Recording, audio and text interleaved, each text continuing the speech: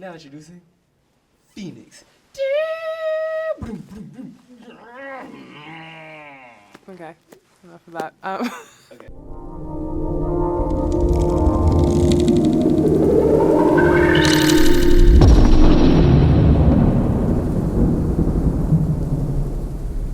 Phoenyx, we hear you be world building. World building, for me, well, first and foremost, it involves imagination and a lot of curiosity and understanding my past and my current moment. I do a lot of set dressing and set design for the Canon. And I would say that's kind of a more practical or more, I guess, literal version of like building a world or a space. But when I go about that, I'm usually given a script or some kind of loose idea of what space that the character is trying to enter. A little about their background and information about where they want to go. So when I think of world building, I think about what is the tools needed for the characters to go where they would like to see. You were talking about how you think a lot about the past and the present. That makes me think about dreams. So I'm like, you be sleeping? You be dreaming? I try to sleep when I can. I do be dreaming. A lot of my dreams are very interesting. I tend to have a lot of nightmares, but if they're not nightmares, I tend to have a lot of almost like, I don't want to say premonitions, because I feel like that's a very bold statement for me to say. But I tend to have a lot of vivid dreams that a lot of times are reflective of either my internal or external spaces, but in a different font. Have you ever tried like bringing like one of your dreams that you saw to like reality in some way? I try really not to. Not like in a not so. Let me rephrase that. I try not to. I don't know what's going on with it, but I feel like when I wake up in the morning, it's very hard for me to remember a lot of the aspects of it. I feel like my brain turns on. I tend to do 1,001 things from the moment I wake up. I have done a few doodles. You know, I have my journal here. One of many like sketchbooks that I have that I kept with me while I was away for my fellowship over the summer. And I don't know if this is the one, but yeah, I had this one was like a random dream that I had. And it was literally one of my housemates' head getting decapitated in an alien. Hold it, a little bit, so yeah, there you go. It was one of my housemates' heads getting decapitated. More towards the light. Okay, Yeah, hold it, stop. But I don't really, I don't really sketch out my dreams unless, like, you know, they're just really intense. But this one was interesting. It was, there was a blacksmithing studio I would go to after hours, and the dream took place at night, and one of our housemates' head got decapitated and was carried out by an alien. That's not something I necessarily want to see in real life. But yeah, like I'm sure for a lot of people, dreams can be a foundation for world building. You know, a lot of people talk about how dreams are a window into the subconscious, but I feel like you have a window to that in your day-to-day life, and that's just through listening to your body. Sometimes just even feeling, you feel something off, right? When you walk into a room and then you get goosebumps. Like, what caused that? What within the space evoked those physical reactions?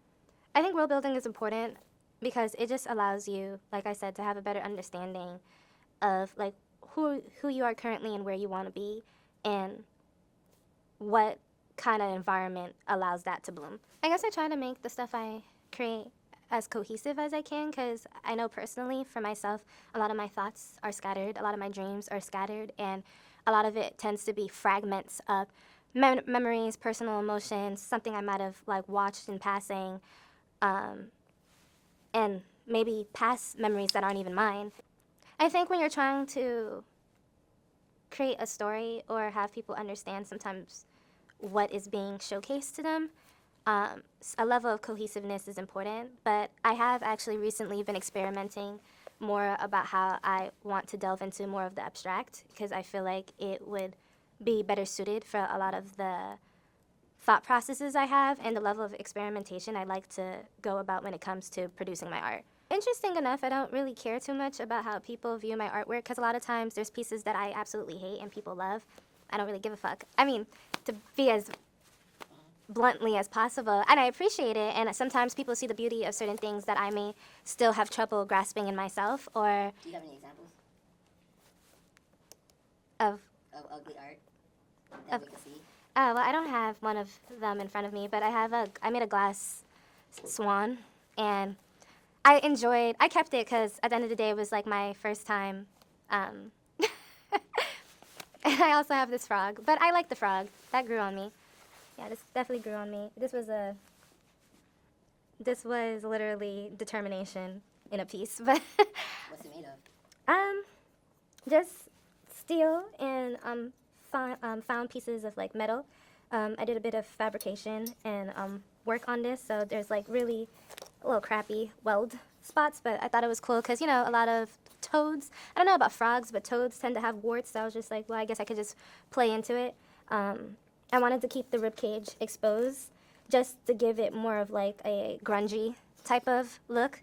There was nothing pretty about creating this piece. I was working in once again, like the shop of like a blacksmithing studio, and it was really smoky. It was basically like a barn. It was dirt floor. Every time I'd come back, I was covered in like soot and just dirty, and I had to keep a mask on because I couldn't really like breathe in any of the fumes that were coming at me. And it was my first time working with this, and I had I didn't realize an elaborate idea, but you know, it didn't come out like how I originally wanted it to be, but I ended up, you know, going with the flow and ended up making like a sketch that was a little more fun and free, and it actually came out how I wanted it. So I feel like this isn't a really good example of like work that I didn't like, because at the end of it, she fell apart. At the end of it, she fell apart. But that is pretty cool, though. You know what I'm saying? That you made it. Because, again, I haven't seen someone make something out of steel before. And you said that was your first time working something out of steel? Yeah, I'm just like, how the fuck did that just happen? I'm so sorry. Can we remove it from camera now? Can you remove it? Remove it out the camera. Cut that out. I have to fix this. I can't edit right now, but like... No, I know. Just like get it out the scene. You know? I think the ugly should be seen. I think the ugly definitely is something that should be seen. I think it's, you know, when people think about like what's work that's controversial or provocative, like the ugly could be considered that, but I don't really think it is. I just think it's something that tends to be like placed in the shadows for no other reason but just shame and just capital, in my opinion.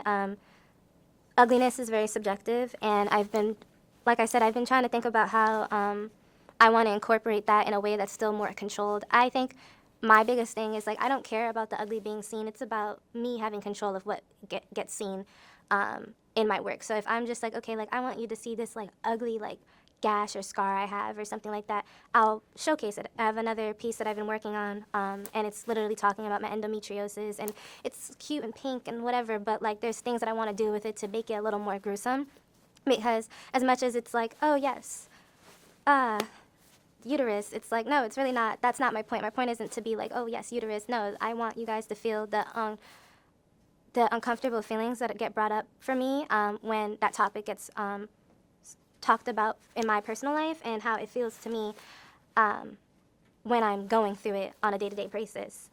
Yeah, I mean, I guess when it comes to a lot of like the work that I make or how I go about it, there could be a lot more pre-production that's done that doesn't always really happen, because a lot of times I'm just overthinking and I don't really know how to. Like I said, I deal with a lot of my thoughts tending to be scattered. So usually it does start with me just kind of putting shit together, moving things around, and then building from there. So I guess to an extent that is like, you know, God speaking through me in those moments.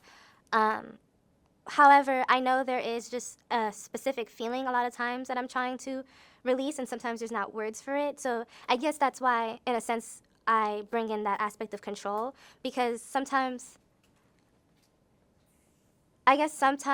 what I am creating doesn't always reflect fully how I'm feeling. And sometimes that's just like a skill level, that's maybe a time constraint, whatever, because I still want to have that authentic, like I'm just working through my emotions and that meditative part of creation still incorporated in the work that sometimes can't fully be like planned out.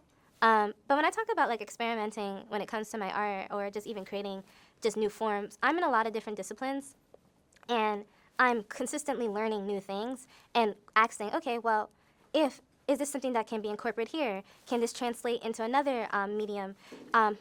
Is this something that's safe for me to like actually execute? And if so, what are ways I can go about it? YouTube is my friend. YouTube is my friend.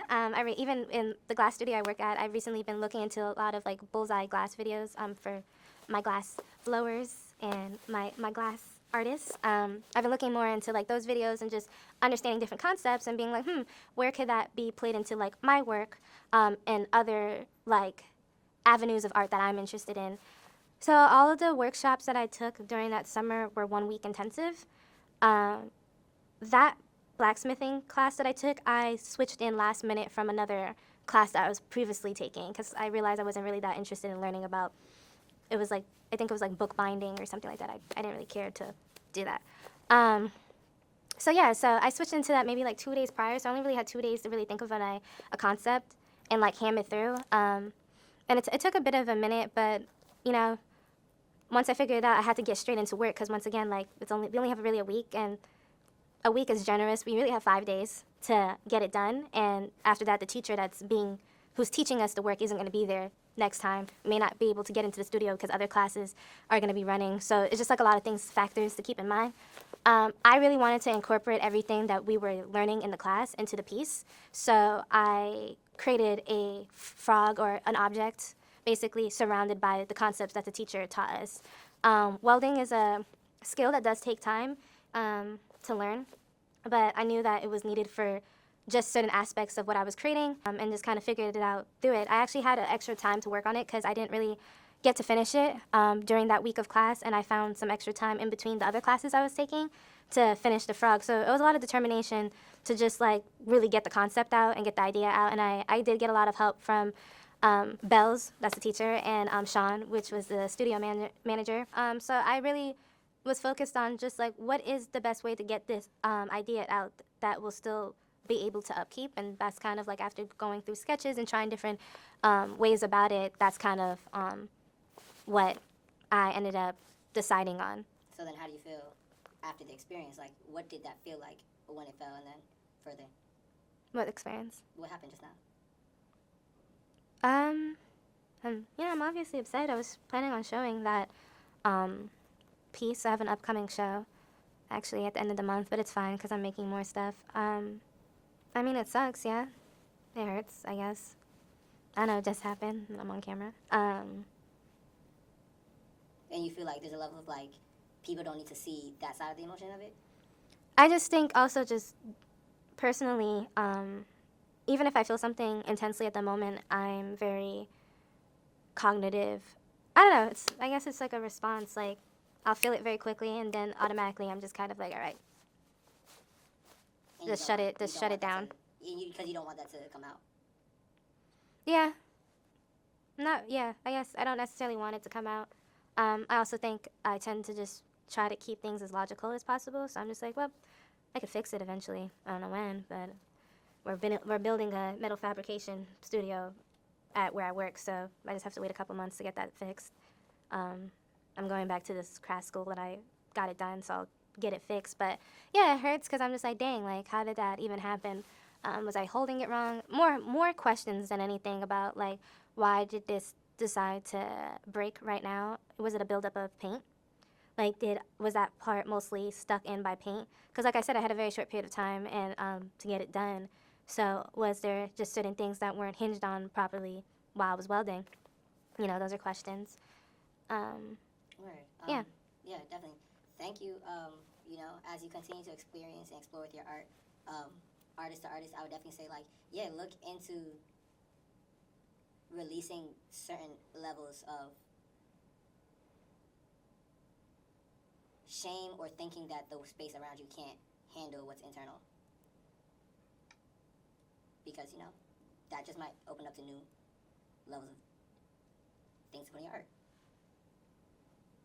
Whether it be meticulousness or, you know what I'm saying, Oh yeah, for sure. I feel like I definitely already do that. I think it's just It's a process. it's a process.